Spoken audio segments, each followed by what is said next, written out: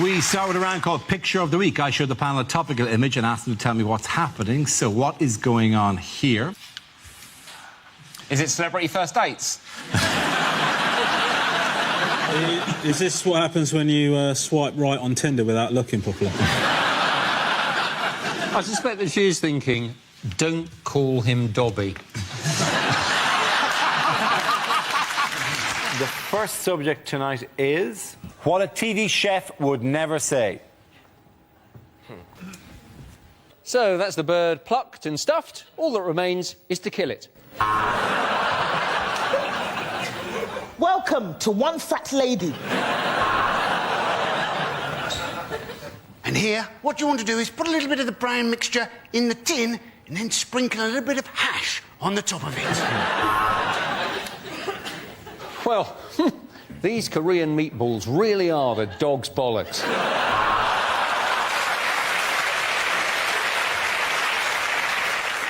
If you're wondering how to get the perfect skin on your parsnips, then you're mental.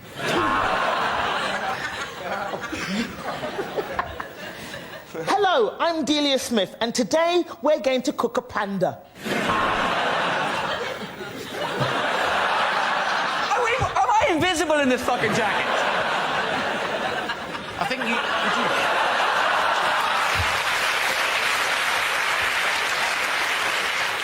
So, I've marinated it for half an hour, seared it for 15 seconds, and now I'm drizzling it on my buttocks. You just need two things to make this dish. What you need is a takeaway menu and a phone. Tonight on Russian cookery, cyanide, polonium, and a crab stuffed with explosives.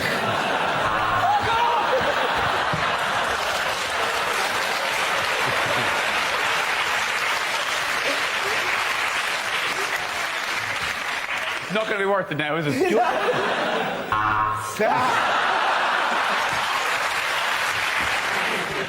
Hello and welcome to Working Lunch, a show for people who are so good at business they're sat at home watching the TV in the middle of the fucking day.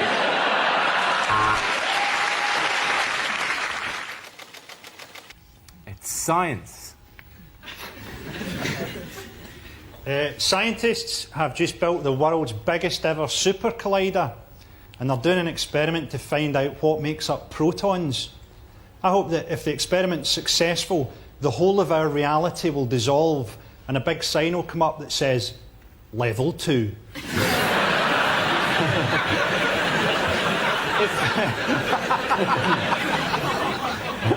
I always wondered, you know that woman that had the face transplant? See if she gave you a blowjob, would that technically count as a threesome? Thank you, ladies and gentlemen. What's happening here? Foreplay. Foreplay is the first answer we've received. Is David Cameron saying, I met your mum once? Is it a poster for the new film Babe 3, City Boy and the Pig? Has the Ashley Madison website been hacked again? Well done at taking two recent stories and slamming them together into one top-quality punchline. Is the cameras going, whatever you do, don't open your mouth? Don't go oh at any stage, right? Because we are not the ones who made this story happen, right? As somebody said, Paul's pork, and David Cameron's going, no, we're just good friends. Oh, lovely stuff. That is not the answer. Is it Prime Minister updates his Tinder profile picture? Is this a photo of David Cameron singing a rousing rendition of Two Become One by the Spice Girls? Is Cameron going, no, I won't blow your house down, provided you just do a little something for me?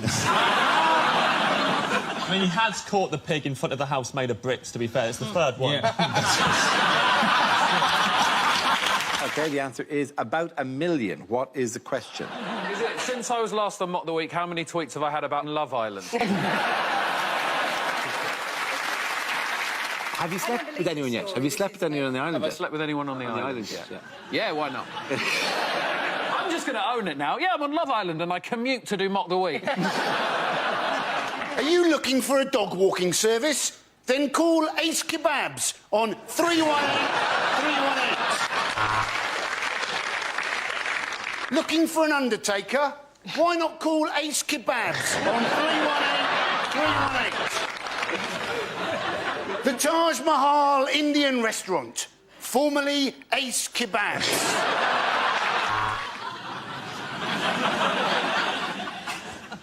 Leadership looks fun, but it's stressful. Just look at anyone leading a conga. On the outside, it looks brilliant, having a great time all the time. Just...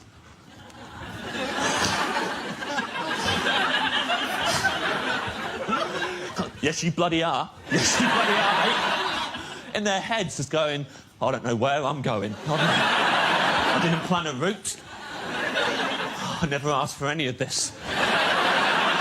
God, I miss my family. Everyone's trapped in the conga. Sport, please. OK, the category is sport. The answer is 264. What is the question? Is it the number of back-to-school photos of our kids my wife posted up this morning? Each one more delightful than the last. I'm just like, the second one ain't even that good looking. Do you know what I mean? Just... keep him secret for the good of the family name, do you know what I mean?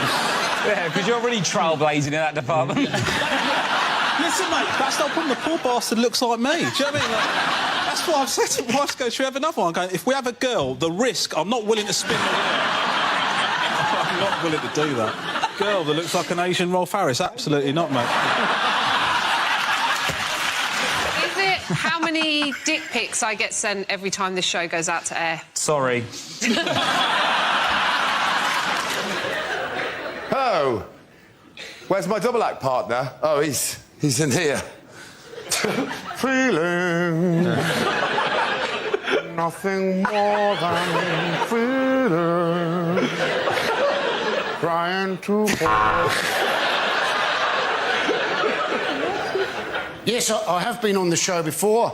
I was once trapped in somebody else's underpants, going, feeling.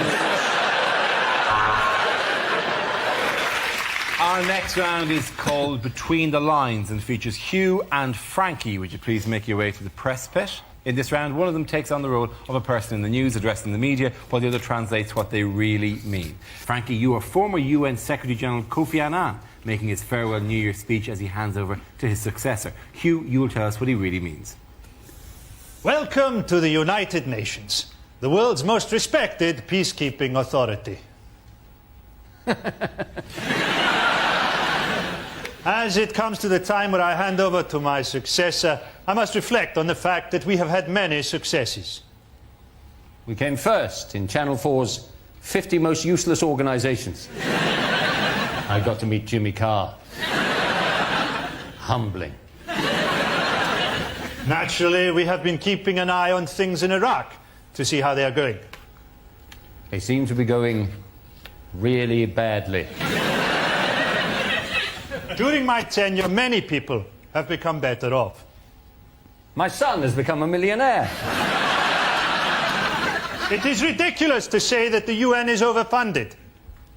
As I said to my helicopter pilot when I sent him to the dry cleaners with my cat's waistcoat.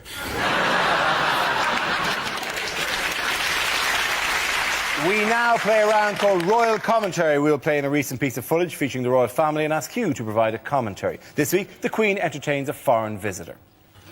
Well, there she is, Royal Majesty, Queen Elizabeth II, wearing white gloves as normal. People ask us why. Well, it's quite obvious, because later this evening, she's refereeing the embassy snooker. Well, why are they here? Well, they're here for this, the world's largest musical chairs competition.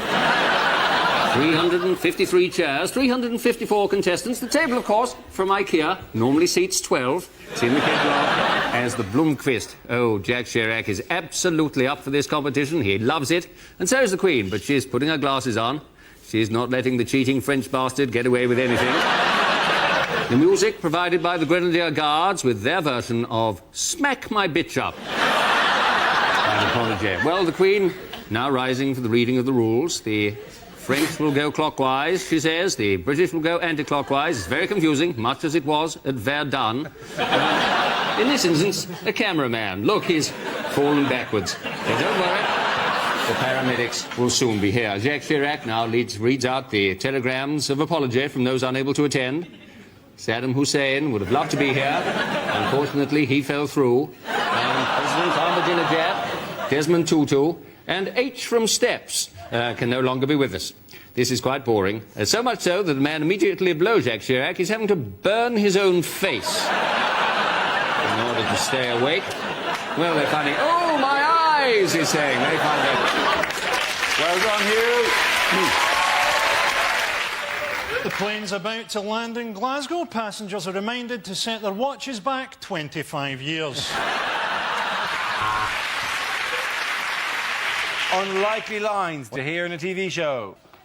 On Shaun the Sheep this week, Shaun has a big surprise when a nasty deaf-from man comes round with a bolt gun. So get dialling, because remember, those phone lines close at midnight. Yesterday.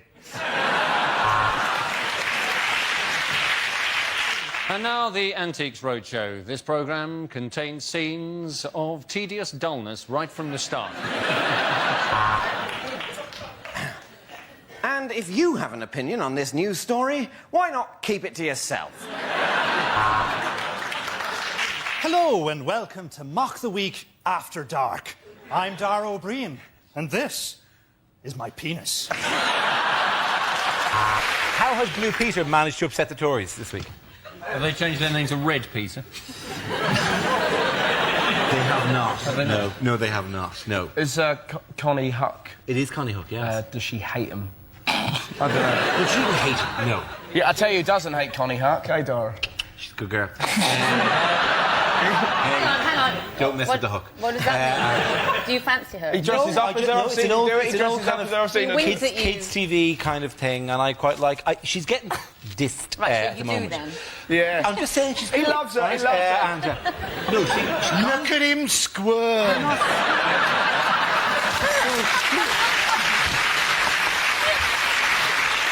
Have you ever met her, Dara? I've never met her, no. Is I'm your- clearly Would you not Would you going like to happen sidle now. up to her and say, here's something I made earlier?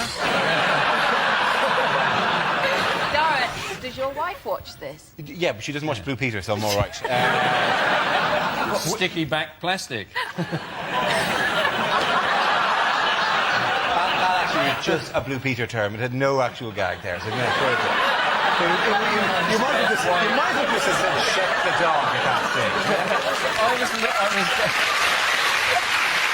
Whoever from the production company who left the disc for a Philips monitor user's manual on my desk for me to see during the show. It's really handy. I'll upload that as the show proceeds. It's in 2 languages, in Japanese as well. Oh, it comes with the monitor drivers and the smart control software. Lovely. Ching ching. Yes. Does that mean that we've recorded none of this so far?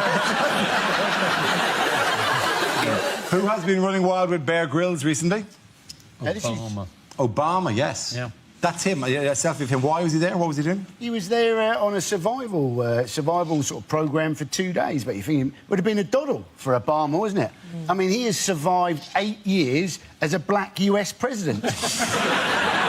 Does he realise that he's still president?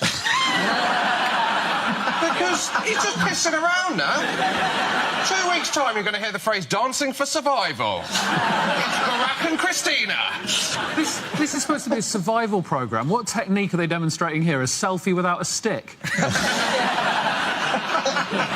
And also, of all the places where you could find a stick, you'd think they could make one. They fashioned one. They fashioned a stick for selfies out of local shrubbery. Yes, it is. Oh, my God. Hilariously, my monitor just stopped working. If only we had the instruction disc for our monitor.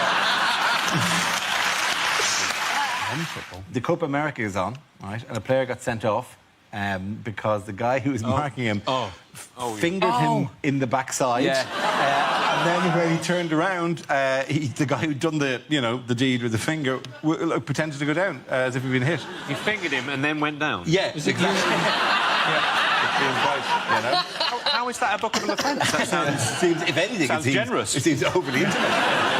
Yeah, he got his bum hole finger, didn't he? There was some contact. Well, the finger went in his bum hole. In the general area, it was quite proctological. There was an element of, well, if you're going to check my prostate, at least train for a few years in this field. I like how you're making it scientific, but we just want to say bumhole finger. You do say bumhole. His finger in his bum hole. I don't think I've ever heard anyone say the word bumhole more often than this, Bob. Bumhole is funny, isn't it? You finally got a catchphrase, something that people can shout at you in the street.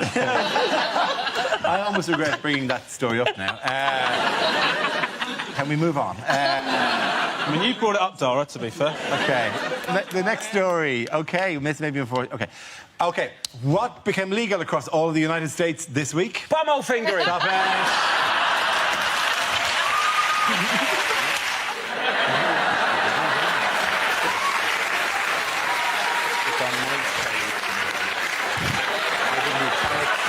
It's like Q.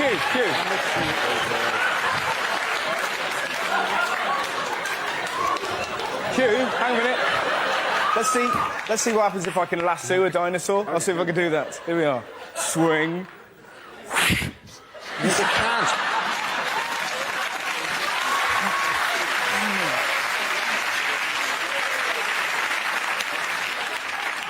I had my head frighteningly close to your penis there. That was like a... To be honest, that was like a Jurassic Brokeback Mountain. OK, let's see what you're left with. To relate... I know what it was. That was me pausing acting. It wasn't me... Not me pausing forgetting. Oh, God. Now I have to find it again. You're the host of the show. I'm hosting a host show. I deserve to be here. I deserve to be here. OK, let's see what topic you've got, Stuart. What the again? You've made me forget. It's a relationship, of course. Okay. I don't deserve to be here.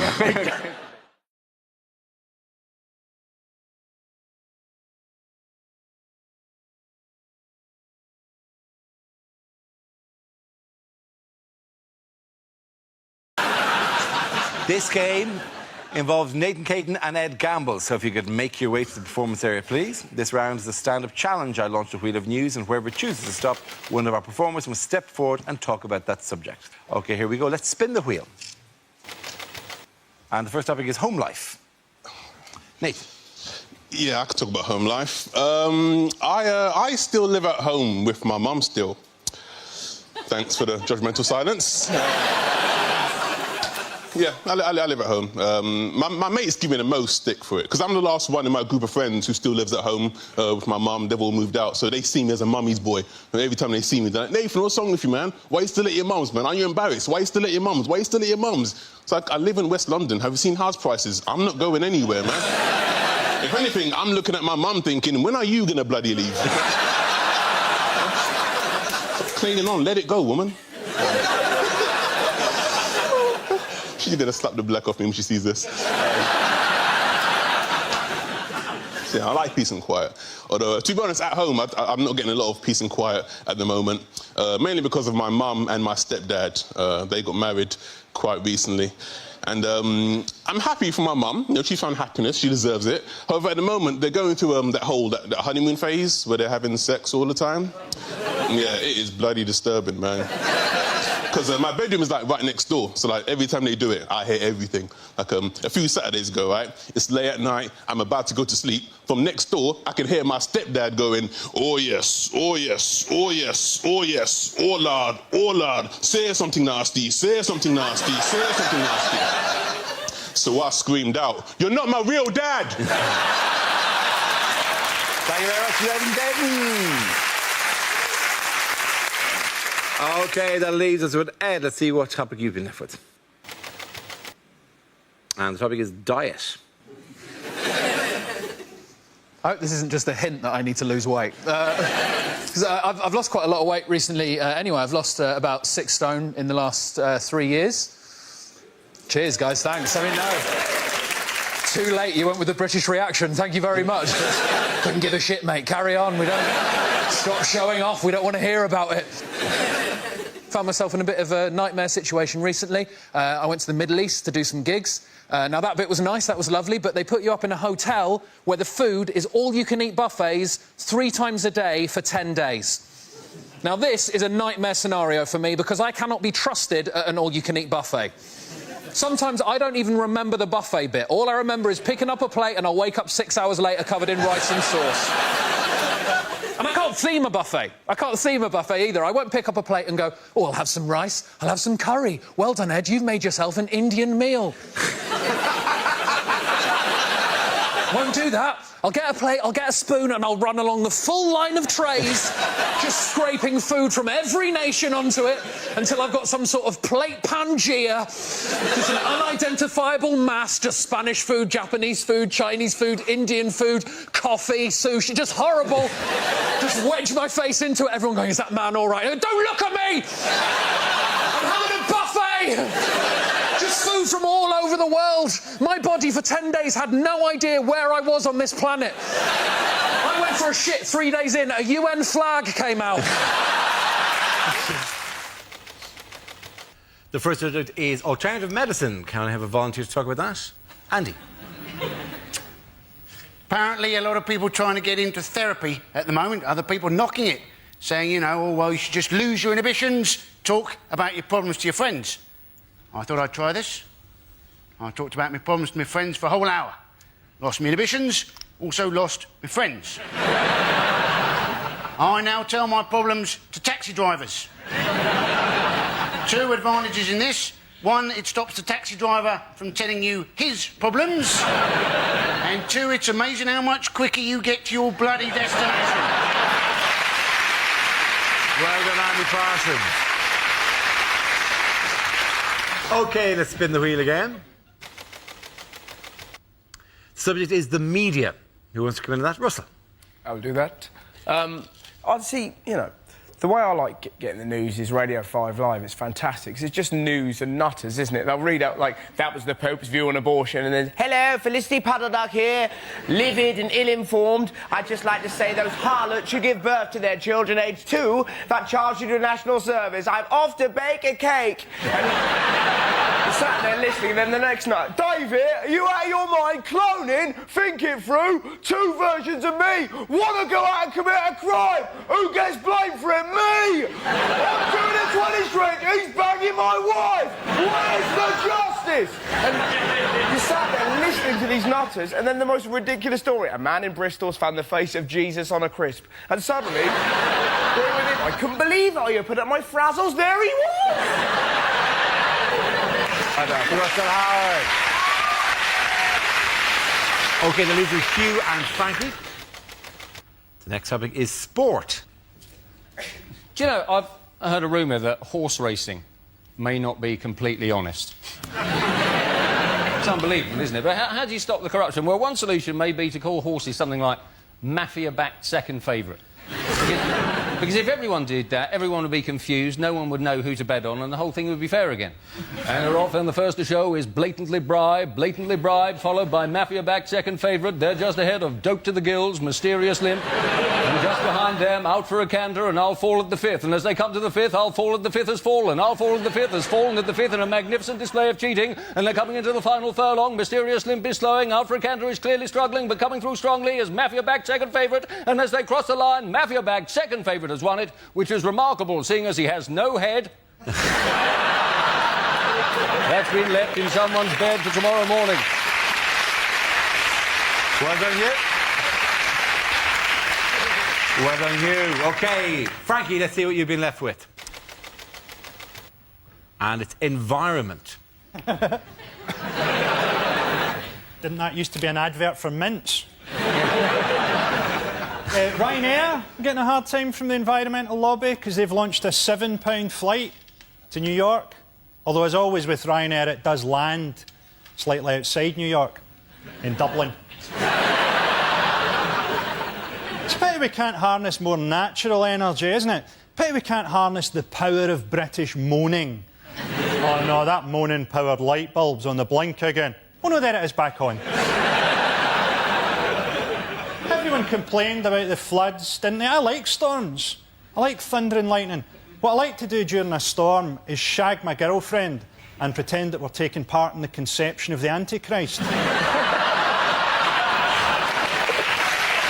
Boyle, ladies and gentlemen. The first subject is relationships. Who wants to come in that? Reese. It's a pretty exciting time for me at the moment. My girlfriend is currently planning the wedding. Sorry, not girlfriend anymore, is it? I keep doing that. It's not girlfriend. She gets so annoyed. My ex-girlfriend is planning her wedding. It's very hurtful for me to watch, but one of those things. Anyway, got a new girlfriend now, because that's how comedy works. Got a new one, and she's all right, my girlfriend. She's pretty good. She's not perfect. She's got her quirks and her tics, like she pronounces it espresso instead of expression. She's weird. And relationships are about compromise, though, aren't they? We all know that. Like, she doesn't want to watch football, and I don't want to die alone, so we don't watch football. That's the yin and the yang. You give and you take. We're trying to keep it fresh, trying to keep it exciting, me and my girlfriend, you know, trying to keep it, you know, lively, try new things all the time. Like, she keeps talking about how she wants to have sex outside of the relationship. I don't know. Constant surprises, me and my girlfriend. She bought me a gift the other day that I went round to the flat. There was this gift. It was a word of the day calendar. Don't know if you've seen these. Pretty cool. Different word every day of the year. That is more than 100 words. Pretty cool. Favourite word for me so far from the calendar? Exponentially. Ah, what a word. Exponentially. Use it all the time now. In fact, I'd say, ever since learning the word exponentially, my use of the word exponentially has increased loads. I use it all the time. Oh, yeah. Thank you very much, Reese. That leaves us with Milton. Let's see what your topic is. Let's spin the wheel. The topic is transport. So I got here by train. For the whole journey, there was a child opposite screaming. I could even hear him through my wolf mask.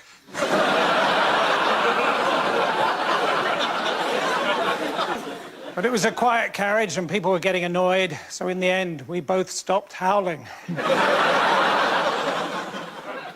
When a stewardess got on the train, she looked at me and said, "Do you mind if I do my makeup on the train?"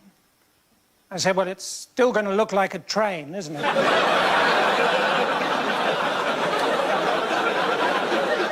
She put her hand out and said, "I'm Amber." I said, "Yes, I think you've overdone the makeup." Anyway, one thing led to another, and, well, I'm going to skip a bit now.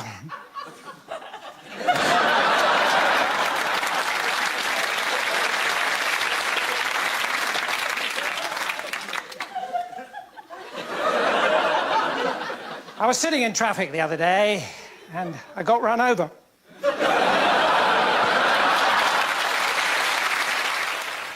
The first subject is jobs. Who wants to come in that? Glenn. There were loads of jobs I wanted when I was a kid, whether it was starting up a Ouija board business with my great-great-great-great-great-great-grandfather, or becoming a detective like Poirot or Craig David's girlfriend's parents in Fill Me In. I always wanted to be a movie star, you know, like a proper method actor like Eddie Murphy, because, you know, Eddie Murphy is so method and so committed that to get into the role of a vet in Dr. Dolittle, Eddie Murphy actually spent 10 years starring in lots of other shit films.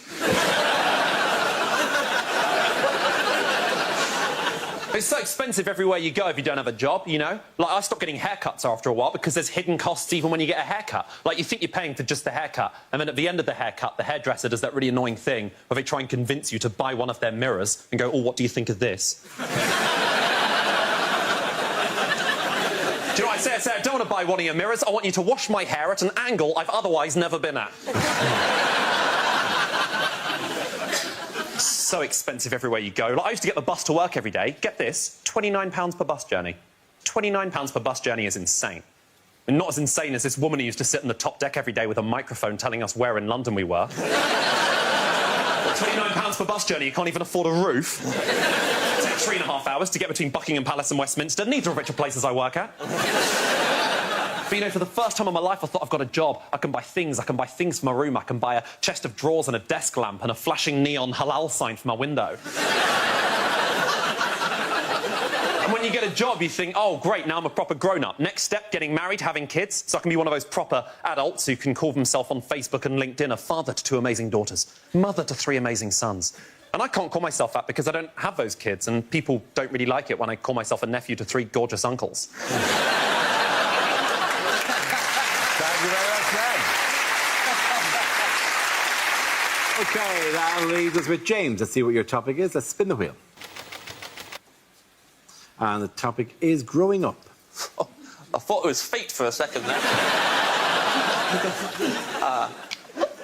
You grow up in little bits and increments, in my opinion, bit by bit. I think the first time you become even a little bit of a grown-up is when your parents start letting you make your own squash. It's a big day, because until then, my mum was making all the squash all the time, and I don't want to offend Rich is watching, but it was the weakest-ass squash I've ever had. It was so bad, I'd have to squint it. Like, I guess that's got a vague orange tint to it. I'm trying to imagine what that tastes like as a flavour when I'm drinking it. Then you go around some other kid's house whose parents are a bit more laissez-faire. That squash knocks your socks off. It's incredible. I'd be like, whoa, you got access to this squash on the daily? He's like, yeah, but my parents don't pay me much attention and I'm worried they don't love me. It's like, I would leave it all in a heartbeat. For one sip of this squash, tell your dad I love him. Tell your dad I love him. I had to make a squash for my nephew recently. First time I made squash since I was living with my parents. I haven't done it in between because I'm an adult who doesn't have kids. And I know there are some adults watching who don't have kids who drink squash, but let me tell you, if you are the kind of person who drinks squash even though there's no kids in the house, you got bodies in the walls and heads in the freezer. I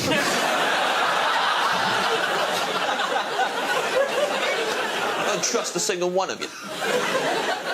I was out of practice making squash and I had to make it for my nephew, let me tell you. I should have really, given myself a side view so I could see the glass proper, but I didn't. I'm 32. I got so close to the glass still, so I looked straight down at it. Just straight down. It was just a flat circle. I had no idea of depths or dimensions. I hoofed it in. I damn near gave that kid type 2. It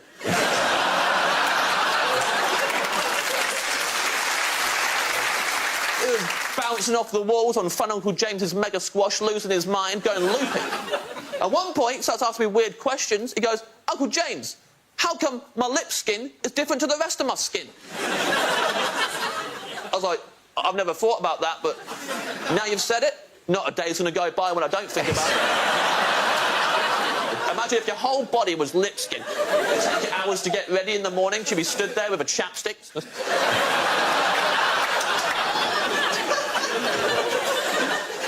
That's if you were the only one covered in lip skin. Obviously, you'd have a little chapstick. If we were all lip skin and that was just the whole human race, then there'd be like a giant chapstick in the living room, from floor to ceiling, rotating at the speed of a kebab spit. The whole family would line up like cats on a scratching post. Always in the morning. And then we'd walk out into a world where no one could shake hands for fear of becoming aroused. Thank you very much, James. And that round, Paul's going to take it. Well done. The first subject is credit crunch. Who wants to come in on that? Andy Parsons. Now, the government have got this idea that what they want to do is bankers who've lost their jobs, they want to retrain them as teachers, but in half the time it would normally take to train a teacher. I bet the teachers are happy about that, aren't they? Hey, these people were crap at banking. The chances are they're also going to be crap at teaching, and they'll be even crapper if they're trying to train them in half the time it would normally take. Yeah, these people, right, surely it'd be better to retrain them as bankers. That is what they were crap at. Well done, Andy Parsons. OK, let's spin the wheel again. The subject is eating out. Who wants to talk about that? Rod. I ate out the other day. That's what I went to Cardiff Bay. It's all changed, you know. They've done it all up, and it's all European development money. And some of the places now have got tables outside. It's al fresco dining in Wales. Just taking the piss. I think I tried to have a Twixt on a bus stop a few years ago down there. It was too wet to eat. So everyone's pretending it's Madrid down there. You know, your soup bowl's filling up faster than you can eat it. I didn't get past my starters after 7 hours of soup and rainwater. I gave up. Everyone's pretending it's Madrid, don't see your soup bowls filling up this waiters with frosted eyebrows fighting their way to the tables going, spaghetti carbonara, spaghetti carbonara. I'll get another one, I'll get another one. Rock'n'roll. That leaves us with Tom and Russell. Let's spin the wheel. The next subject is extreme sports. Who wants to come in on that? No, Tom. Why not? I went skydiving. I don't know if anybody here has ever gone skydiving, but if you haven't gone, I'll tell you what they do. They give you a couple lessons, then they bring you up into the plane, and you're not allowed to jump out of the plane on your own because it's too scary. So what they do is they hang you off the wing of the plane, which isn't scary at all. And the guy inside, he yells, "Let go!" 3 times. Then he gets mad. Starts kicking your hands. 'Cause I'm not letting go.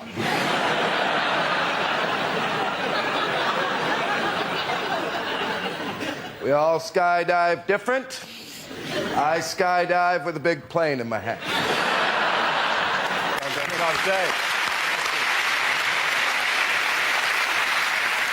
Okay, Russell, let's see what you've been left with. Let's spin the wheel. Topic is families. Well, families are quite peculiar. Mine are wonderful. I went to Brighton the other day, and my uncle was like, "Watch out, it's full of gays, and they'll get you. They'll get me. They're gays and not ninjas. Not gonna..." I'm so glad that I was raised by lunatics. I remember one of the weirdest stories I had happen to me when I was little. I was 8 years old. I was in Lanzarote. I just put some rubbish in a bin. I came around a corner and I was confronted by 2 werewolves, right? Turned out it wasn't werewolves, it was my mum and dad. Ah, ha, ha, isn't it hilarious? Not really, I've shat myself, right? But I've only recently found out they did not buy the wolf masks in Lanzarote. They bought them in England, which is beautiful and chilling at the same time. Look what I've got, David. Couple of wolf masks. You know, you don't like wolves, don't you? Captain Shitterbrick next door. Well, let's put him on now, scare him. Can I hold you just there, David? Can I wait until we're in a foreign country, get him really out of his comfort zone, and then properly shit him out? Families. Well done, Russell. This is where we test our performers' stand-up skills. We spin our news generator, it settles on a topic, and anyone can volunteer jokes about the chosen subject. The winners are the people I judge to produce the funniest stuff. That is just against nature. Okay, here we go. Let's spin the wheel. Okay, the first topic is Britain. Who wants to come in on that? Yes, I love Britain. Do you? Kind of. I think Britain's amazing, but I think we're quite hard on ourselves. Like, if you go to America and you do shows, they always get this thing where you go on stage in America, like in Chicago, and you say, "Oh, so what's Chicago like?" And they go nuts. They go, "Woo, yeah, Chicago, woo, woo, woo," for about a day. And then you come back over to Britain and you go to somewhere like Birmingham and you say, "Oh, so what's Birmingham like?" And they all go, "Oh, it's a bit shit." I live in London, in Britain. I live in Kentish Town, which is lovely because it is actually like a Kentish town. Unfortunately, the town in Kent it's like is Maidstone, which is crap. North London's quite posh, though, because there's a hairdressers near us, which is called the Elysian Fields Hairdressers. Oh, it's where heroic hair goes to die. You know, where I used to live in South London, the hairdresser was called "We're going to cut you, slag." Thank you, Ashley Porter. Okay, let's spin the wheel again. The subject is sport. Who wants to come in on that? So, hey, Freddie Flintoff, how drunk would he have been on Monday night? That's all I've got on that one. We have got a great new British hope for our sport, though.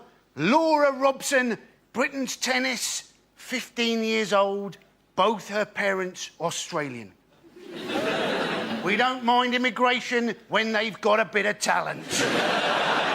We object to people sneaking into Britain on a rubber dinghy unless they can do it really bloody quickly. Thank you very much, Andy Parsons. OK, that leaves us with Greg and Russell. Let's spin the wheel. The next topic is education. Who wants to come in on that? Russell. I remember school being fun. I think my favourite moment ever in life, pretty much. There was a girl in our school called Lydia. She was trying to make her calculator work. She was repeatedly knocking it against the desk. And after about an hour, our teacher went, "Lydia! How would you like if I banged you against the desk?"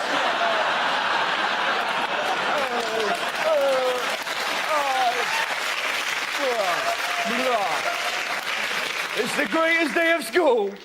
But now it's more sinister, isn't it? Like, they're now talking about teaching 5-year-olds sex education. Of course, people are very angry. It's disgusting! It's too much! Like, calm down. Not going to teach them technique. Right, this is how I like to do it, kids. That's right. Kids aren't going to run home, put dolls around a toy car and go, "Look, Mum, they're dogging, they're dogging." It's going to be some poor teacher trying to talk to 5-year-olds about love. Can you imagine a harder job? "Hello, children. I'm here to teach you about love." "Good luck with that, mate. I'm off to lick that tree." Thank you very much, Russell. OK, Greg, let's see what topic you've been left with. Let's spin the wheel. And the topic is the human body. I have to tell you that being a tall man in this country is tedious, ladies and gentlemen. Tedious, because in small towns throughout the country, there are a series of jokes prepared by the locals on our behalf. I'll be walking innocently into a local pub or down the street, and I'll get several jokes. One of the jokes might be this. Just to give you an example of the level we're talking about. Another joke might be, "What's the weather like up there?" It's freezing. There's a massive climate change in this amount of space here. You toothless buffoon.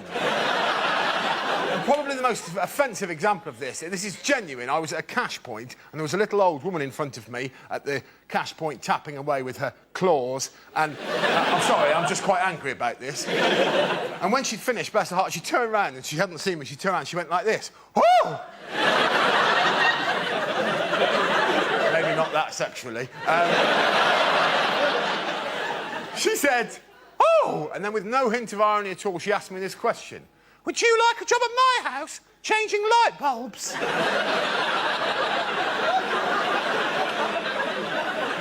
No. No, old woman. I have plans of my own. Now, get out of the way of the cash point. 20 minutes is long enough for you to have worked out that that's a Tesco club card. Thank you very much, Greg. First subject is sleep. Ebber. Does anyone here sleep with someone who snores? Yes. Well, I envy you, because I lie awake next to someone who snores. My wife snores terribly, and part of what keeps me awake is lying there going, "How do you sleep through this?" I can't sleep through it, I'm only next to it. The noise is inside your head. And how come you can sleep through that? But the sound of me making a sandwich in our kitchen, that wakes you up. There is no way me making a sandwich makes more noise than you're making right now.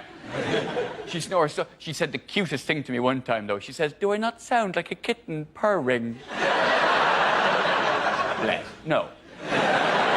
You sound like a cat drowning in porridge. If I had a kitten made that noise, I'd put it down.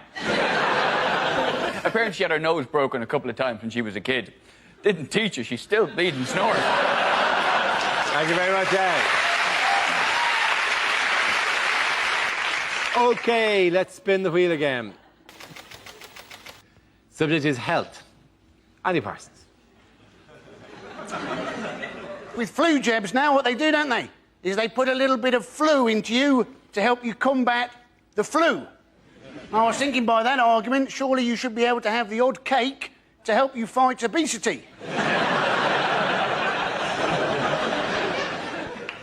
Because let's face it, you can do too much exercise, can't you? You know, did you see Madonna's arms?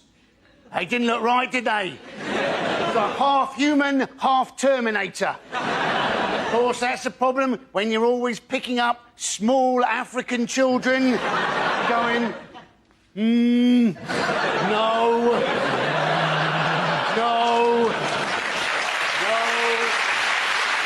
Thank you very much, Andy. OK, the leads were Russell and Jack. Let's spin the wheel. The next subject is television. Who wants to come into that? Jack. I get very frustrated with pretty much everything on television. I find adverts at the moment particularly annoying, like the banking adverts, because they're trying to portray bankers as being nice people. Like, they've got this one at the moment for, like, a mobile bank that travels around the country, and you walk in and there's your friendly local bank manager acting like a hairdresser, like, nattering away. You know, you walk up to the till, it's like, oh, how was your holiday? I went camping. Oh, why did you go camping? Because you lost all of my money! Decided the only option I've got is just to not watch TV at all, because everything annoys me. And I've got quite a lot of people that pressure me into doing that as well. Like my dad, he's quite old-fashioned. He's always saying, you don't need to watch television. You should do other things, better things, more edifying things. Don't watch TV, Jack. You should read. Read the great novels. They're entertaining, they're educational. Even read the Bible. The Bible is engrossing. It's enthralling. The stories of Jesus, they're encapsulating, they're invigorating. I'm like, no, Dad. If I wanted to be entertained by 12 people sat round a table trying to impress some bearded Jewish know-it-all that thinks he's some kind of deity, I will watch The Apprentice. Thank you very much, Jack Whitehall. OK, Russell, let's see what you've been left with. Let's spin the wheel. That's fitness. Could have been camel toes. Now, I was in the gym the other day. I was in a locker room, and a 5-year-old boy ran in and jumped into a locker. Now, sometimes you know you're just going to have an incident, right? You could hear him in there giggling, and you knew what he was going to do. He was going to jump out and scare his mates, because his mates appeared seconds later, like, where's Stephen gone? Where's Stephen? He was there a minute ago. This is most irregular. And he waited, not for his mates, but for 3 huge naked men. It was fantastic. They were kind of walking past, and this little kid leapt at those men like a cat with rabies. It was incredible, right? Just from nowhere, the noise they made, I've never heard a noise like it. They sounded like a tugboat getting molested.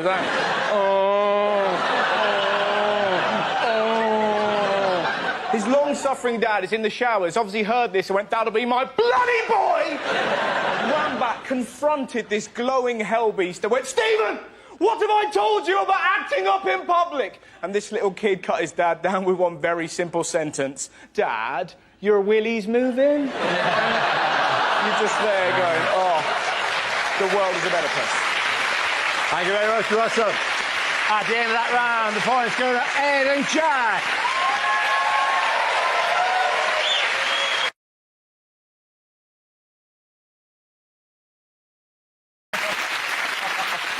We start with a round called This Is the Answer, What is the Question? On the board are 6 categories. Gina, which category would you like? Entertainment news. OK, entertainment news. The answer is 50 nights. What is the question? Is it how long does it take me to successfully build an IKEA wardrobe? Is it if an MP spent 1 night in a hotel, how many nights would he claim for? Is it how much of a start was Stephen Hawking given at this year's London Marathon? Oh, and so it begins! And so it begins! The show has been going 10 seconds. How many nights per year does the Queen sneak away to do karaoke? under the alias of Big Mama. Is it how many late shifts would you have to do at B&Q before you came to dismiss life as a grotesque pantomime? Is it dogs often go to fetch help when their master is in trouble? How long would you have to be lying dead before your cat gave a shit?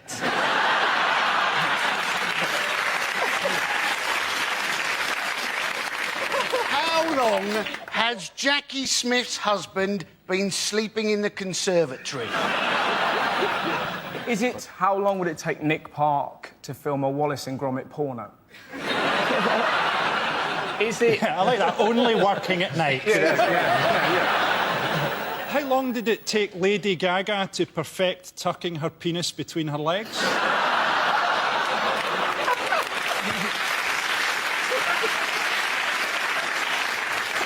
Is it which themed disco evenings have the most restrictive age policy? 50 nights. No? Is it? Is it how long before we get the right answer to this one? I think I've got the right answer. No, don't do that. I haven't done a funny one yet. Stick around, right? Is it, generally speaking, what separates 51 days?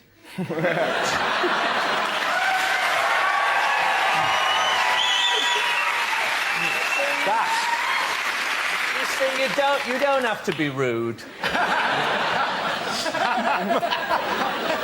Is it the number of nights that Michael Jackson was going to play the O2 Arena? It is, of course, absolutely. Thank you very much, Dan. The question I was looking for was, how many nights was Michael Jackson due to perform at London's O2 Arena before his recent death? This is the news of the King of Pop. The news of the King... you have heard this, I presume, somewhere. This is the news of the King of Pop. Michael Jackson is dead. The 50-year-old star died suddenly following a cardiac arrest and was just weeks away from his This Is It tour in London. His death has left millions of fans in mourning. One devastated fan said, "I was at Disneyland when I heard he died. I didn't want to believe it. It was only when Mickey Mouse confirmed it to me that I accepted it." You know how in the future everyone will say, "Oh, do you remember where you were when Michael Jackson died?" Almost everybody will be able to answer, "I was texting a joke about Michael Jackson." Even the doctor that was announcing that he died had a look across his face like, "I've got one." He touched millions of fans. People are going to love this. There was a bloke on the radio, I was listening on 5 Live or something, he said, brilliantly, he said, "I'm really glad that he didn't do those 50 nights at the O2 because I think they would have killed him." People reacted to his death very differently, didn't they? I mean, like Jermaine Jackson was on the news saying that he wished that he'd died instead. Do you see that? Yeah. And I reacted differently. I wished that he'd died as well. There are now that he's dead, 13 singles in the top 40. So the Spice Girls, they know what they've got to do, don't they? Now we play a round called Don't Stop Till You Get a Laugh. This game involves Frank, Andy, Frankie and Russell, so if you could make your way to the performance area, please. This is where we test our performers' stand-up skills. We spin our news generator, it settles on a topic, and anyone can volunteer jokes about the chosen subject. The winners are the people I judge who produce the funniest stuff, OK? Here we go. Let's spin the wheel. First topic is parenting. Who wants to come in on that? Andy Parsons. Getting quick. You may have seen that there was a woman gave birth recently who was 72 years old. That's not right, is it? You don't want to be a kid struggling to walk to find out your mum's in exactly the same state. But in this country, it's been more, isn't it? The young people who've been giving birth. Alfie Patton, supposedly a dad at 13 years old. And then they were saying, "Oh, no, he's not the dad," some people. I don't know what's going to happen to Alfie now. Maybe he's going to have to join Fathers for Justice. Hey? He's probably got a superhero costume, hasn't he? Andy. OK, let's spin the wheel again. Subject is history. Who wants to come in on that? Frank. Let's do it. Yes, history. I think it's important not to trust history. Don't take things for granted. I watched that film, The Elephant Man, recently, and it suddenly struck me after all these years that the Elephant Man doesn't actually look like an elephant.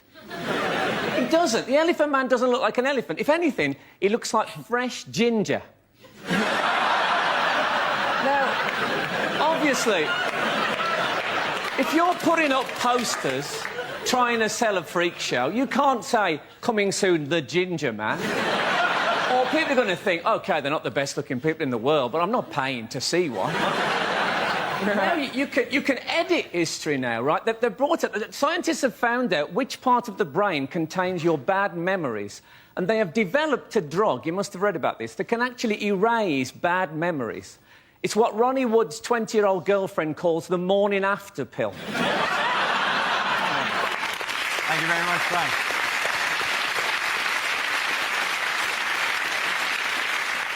That leaves us with Frankie and Russell. Let's spin the wheel. Next topic is Britain's Got Talent. Frankie.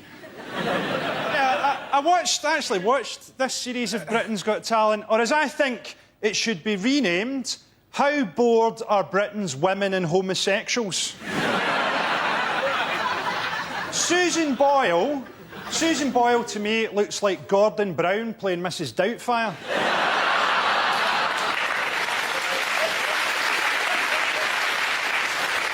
She was on Oprah Winfrey in America and they subtitled her. And people in West Lothian, where she's from, were absolutely horrified, as many of them can't read. She says that she's never been kissed. And on that evidence alone, Scotland's alcohol problems are not as bad as first thought.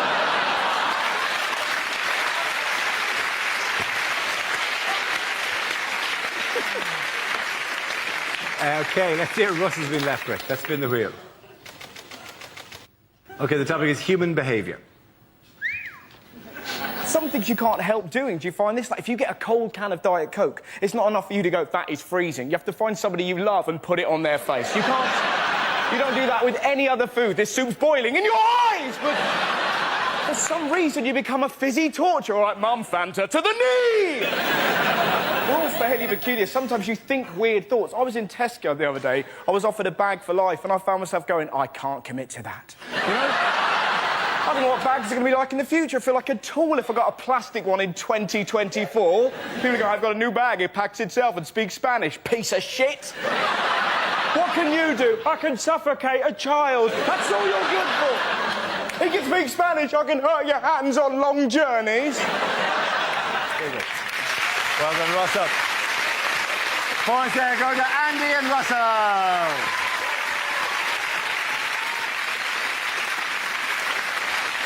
Our next round is called Headliners. Here's a picture of Centre Court at Wimbledon. But what does RBWF stand for? Is it really boring watch football? Regular bunch of white folk. Is it? Russin' bussin' winner Federer. Bussin' winner Federer. What's that then? What is that? Is that like I think that's from Scooby-Doo. as Captain Caveman commentating on... Is it replace balls with fruit? All right, let's move towards the correct answer if we can, really please. both Williams's fellas? Is it simply rich bastards watch final? There's a touch of that, all right, yeah. Excellent. More tennis for the people. Is it record-breaking Wimbledon final? It is record-breaking Wimbledon final. Thank you very much. You'll watch it? We're excited. Do you know the most amazing thing about the final? Tim Henman commentating on the final. What does he know about it? To be honest, none of us were interested. As soon as Murray got knocked out, we weren't bothered. And it was hilarious how fickle we were. We were like, come on, Andy, do it for Britain. Game, set, match, Roddick. You Scottish bastard! Straight away.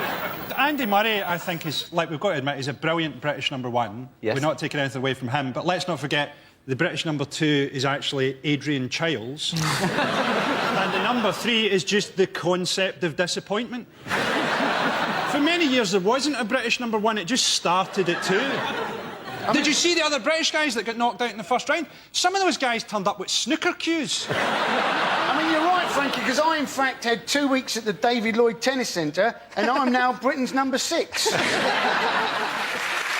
At the end of that round, the points go to Frankie, Hugh and Gina.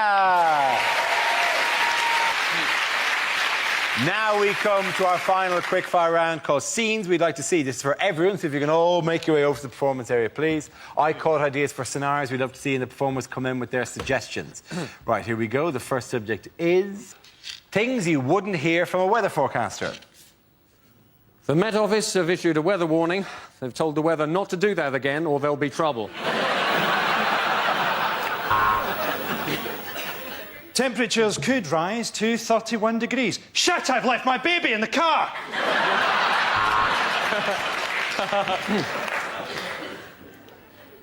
A hurricane tonight will be caused by low pressure and God's hatred of homosexuality. A huge depression over Scotland, and now the weather.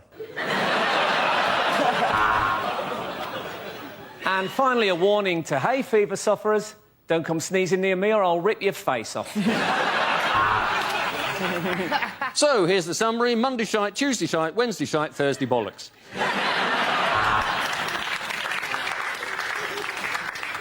The humidity's rising. The barometer's going low. Tonight, for the first time, just about 10:30, it's going to start raining men.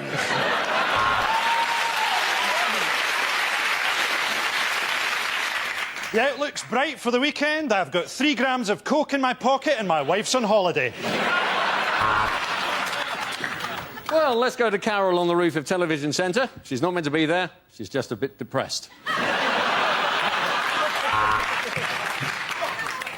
This part of the country is going to stay hot and wet for quite some time because that's where my girlfriend lives. Oh, yeah. So, it's going to be between 17 and 21, but Berlusconi won't date older than that. It was raining cats and dogs last night. I should know. I was throwing them off my roof.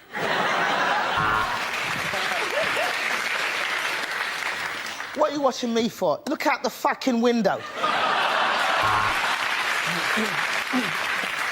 It's going to be cloudier tonight. I love those German birds. What do you care what the weather's going to be like? You look shit in all your clothes. The next topic is deleted lines from Star Trek. Kirk to Enterprise. OK, how about if I stand over here?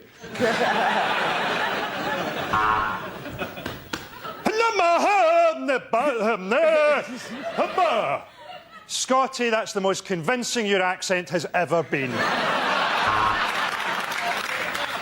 Captain, I can see an alien ship approaching. It's not showing up on the radar. It's a circular vessel, some sort of lettering and number... Oh, no, sorry, it's my tax disc.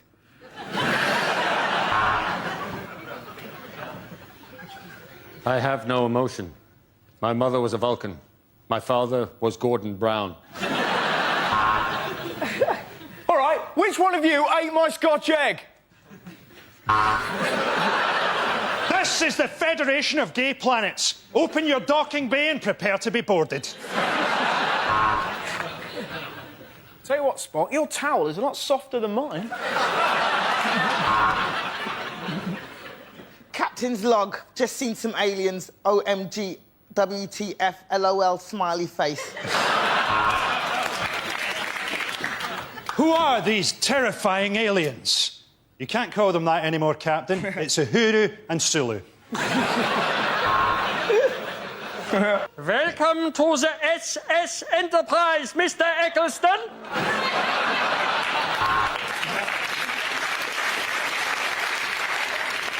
Now, which one of you put your red top in the washing with all the yellow ones? There's going to be some changes around here. They call me Captain Tatty Bojangles. What's wrong, Captain Picard? What's wrong? I'm a serious Shakespearean actor, and I'm talking to the ambassador of the fucking worm people! At the end of that round, the points go to Russell, Frank and Andy!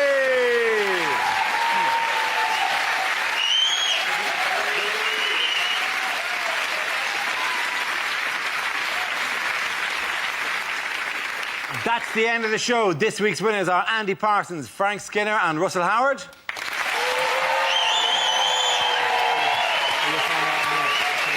Commiserations to Frankie Boyd, Hugh Dennis and Jeannie Asheray. Thank you for watching. I'm Dara Breen. Good night.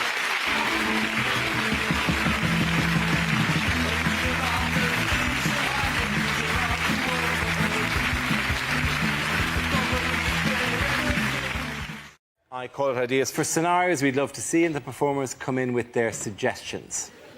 Here we go. The first subject is exam questions that were rejected. A lot of people say that the exams are too easy. Is the answer A, Yes. Or B, David Beckham? With illustrations, describe the Prophet Muhammad.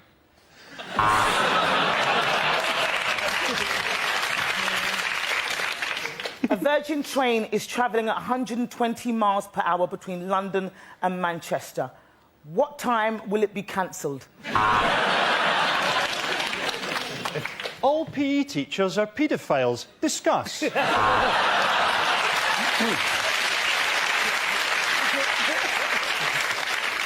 If the world is heating up at 2 degrees per decade, what is the point of anything? Spell Mississippi without looking at how we've spelt it in the question.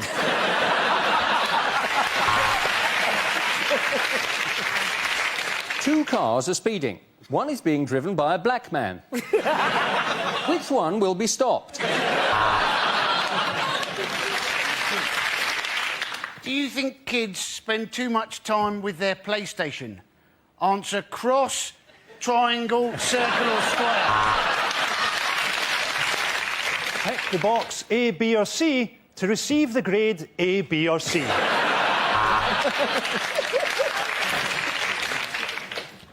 Sex education practical. Report to me in the stationery cupboard. If I add 1/8 to 1/16, how stoned will I be?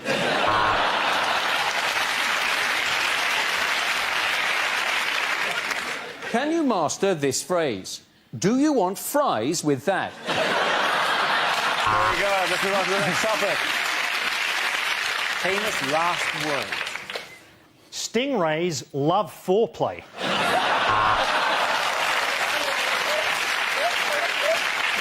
Charles? Charles? What are you doing with that pillow?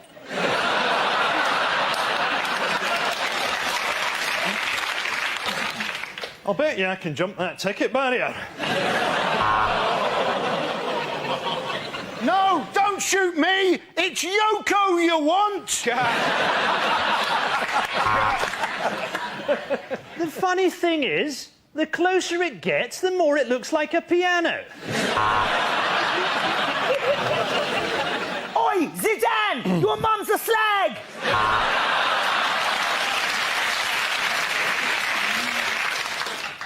He's only got lipstick, Vaseline and jam. What trouble can he cause? Yeah, Jackie, let's go in the open-topped car. Of course it's not a poisonous snake. What would a poisonous snake be doing on a plane? Jackie's first lines for the new Harry Potter book. Harry thought of his magical adventures very differently now that he'd been diagnosed as a schizophrenic.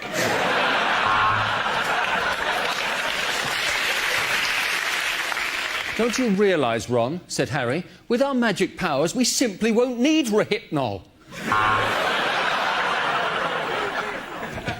Finishing in the cafeteria, Harry and Ron turned their wands on themselves.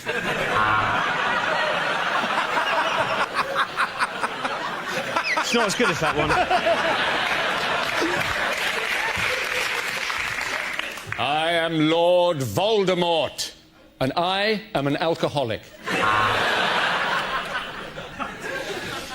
Grease the goat! Grease the goat! Grease the goat! Harry stared at his own spectacles and thought, I can summon a centaur, but I can't fix my astigmatism.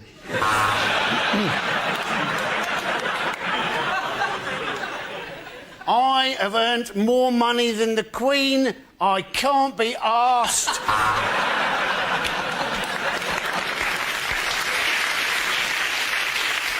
I'm sorry, Harry, said Ron. I thought you felt the same way. Genital warts at Hogwarts, said Matron. What fun.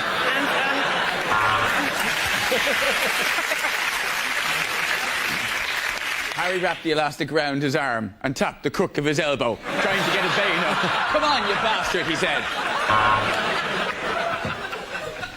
Something about the spell must have gone wrong, because one of Harry's testicles had turned into a scorpion. It was October and the beginning of Harry's 5th term at Feltham Young Offenders Institute. Show us where Dumbledore touched you, said the judge. Show us on the doll. The next topic is unhelpful things to say in a crisis. I know. Why don't we get the UN involved?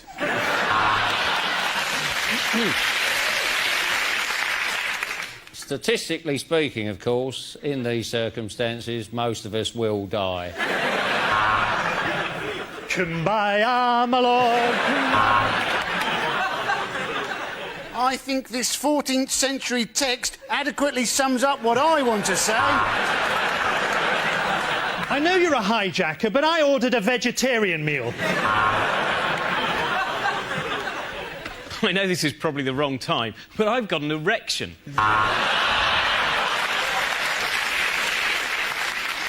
Women and children first, then I'll shag the men and the animals.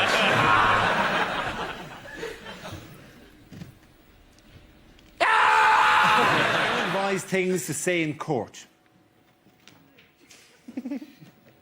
How could she have seen my face? I was wearing a balaclava! So, to summarise, there's no evidence, but he does look a bit rapey. Your Honour, that wig looks really gay. Your Honour, if you like, I've got the number of a really good Brazilian cleaner. If stabbing a man makes me guilty, I'm guilty.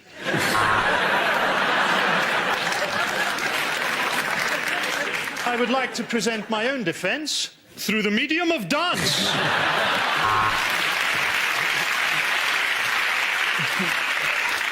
So, if I'm found not guilty, can I keep all the stuff I nicked? And I put it to you, my lad, that child is sexy.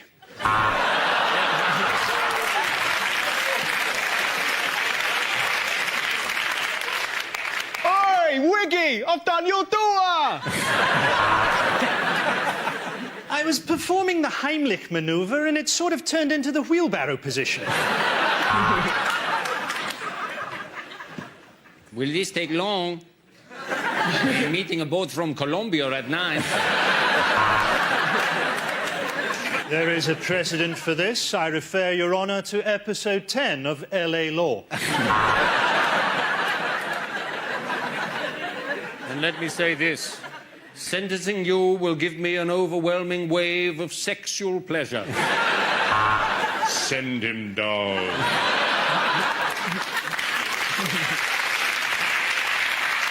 The next topic is things a sports commentator would never say.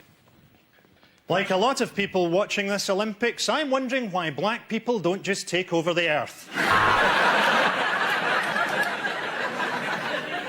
There's the bell, and the schoolgirls I've been spying on go back to their classroom.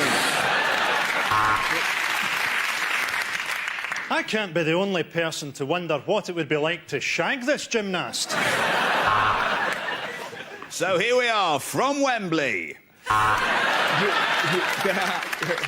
So, with 3 furlongs to go in this Grand National, let's leave the leaders and go and watch the fallers being shot. And they're off! They're off! They're off! And I should probably keep my voice down because this is snooker. Oh, forehand, backhand, forehand. Don't you just love it when they grunt? Just reading through the names of this Chinese team is making me feel hungry.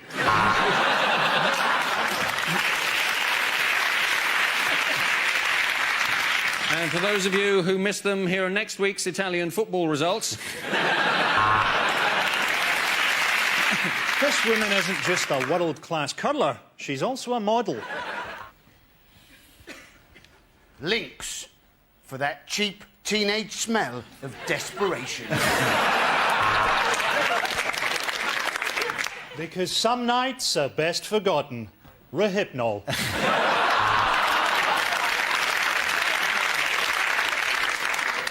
Injured at work? Don't drive a jet car at 300 miles an hour. The Islamic Jihad High School, because they blow up so quickly.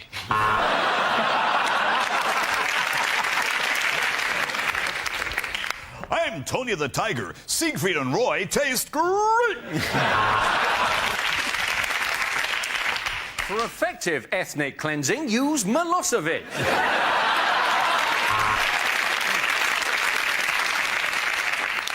The post office. We're always full of absolute freaks. We laundered this half of the money with the mafia and this half with the more violent Chinese triads. L'Oreal!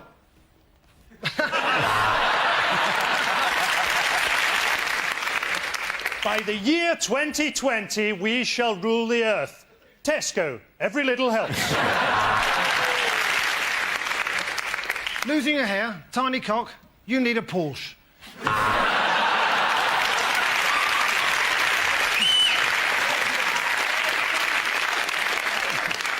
Clear all your debts with one easy payment. Buy a shotgun and blow your head off.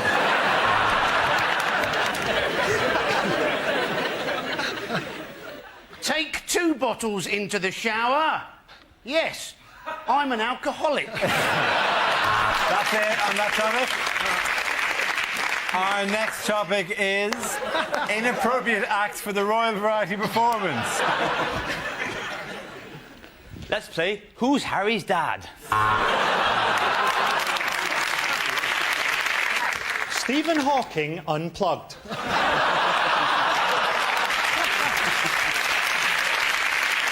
Your Royal Highnesses, Lords, ladies and gentlemen, I give you synchronised dogging. Ladies and gentlemen, the marching band of the Mujahideen!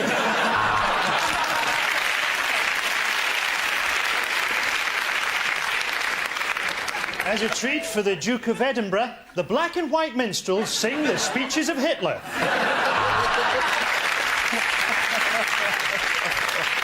The George Michael motorcycling display team! Lines that you'd never hear in a Bond film. Engineer's cue. It's a bomb, but it's also a rucksack.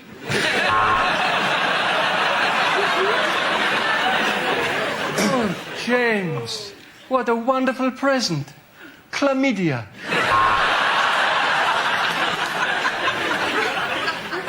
My name is Bond. Mohammed Bond. Everything's ready for your mission, Bond. All you need to do is fill in this health and safety risk assessment. Mr. Bond, have you ever kissed a man? You're very good at poker, but let's see how you do on the fruit machines. Here's your new car, Bond. A Ford Focus. I'll have an egg roll, scrambled, not boiled. Let me get this straight. There's an evil tyrant at the top of a mountain, surrounded totally by armed guards. Do you know, I don't fancy it. It's not just a baseball bat, Bond. It's a baseball bat with a nail through it. Oh, James, is it meant to be this soft? They're getting away. We'll get after them in this pedalo. We'd better slow down. There are speed cameras. I hope you're not going to be one of those Russian agents whose name is just a cheap sexual pun, Miss Suck-Me-Off.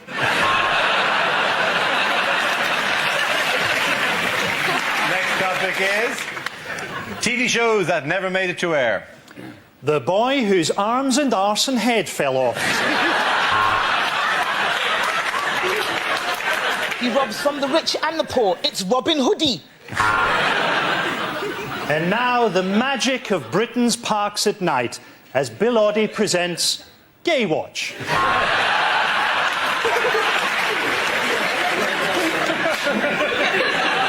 And now on BBC Two, Jack Straw's What Not to Wear. I'm Wayne Rooney, and welcome to Grannies Do the Filthiest Things. Welcome to Blind Date with me, Stevie Wonder. And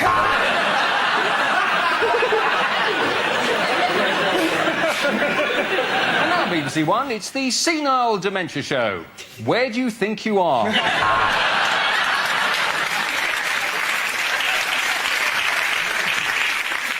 This week on Who Do You Think You Are, Prince Harry traces his family tree with some surprising results.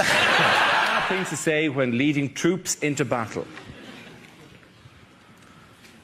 Cry God for Harry, England and St George. Let us march to the music of Shawaddy Waddy. Soon you'll be at home with your families, in a jar on the mantelpiece.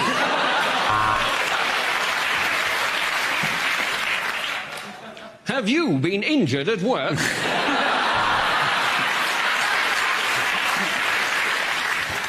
Right, lads, I might... Ah, pins and needles.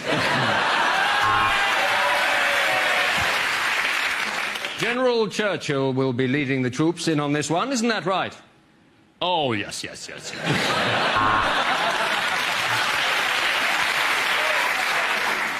Our best hope is that the enemy kills so many of us, they become slightly depressed.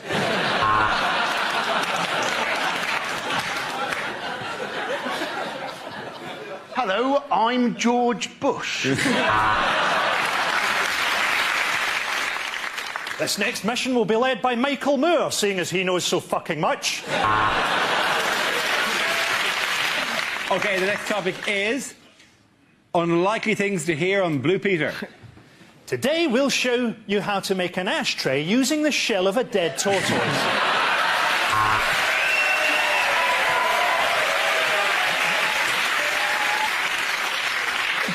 And welcome back, John Leslie. Have you ever wondered what it would be like to be a gimp? When we say the Vandals have killed the goldfish, we mean they've shat in the pond. And all we'll need to make this is a Bunsen burner, a spoon, some fresh cocaine and a pipe. So in a moment, Connie will be teaching you how to clone your parents' credit cards. With a couple of batteries and a toilet roll holder, you can make a fantastic Mother's Day vibrator.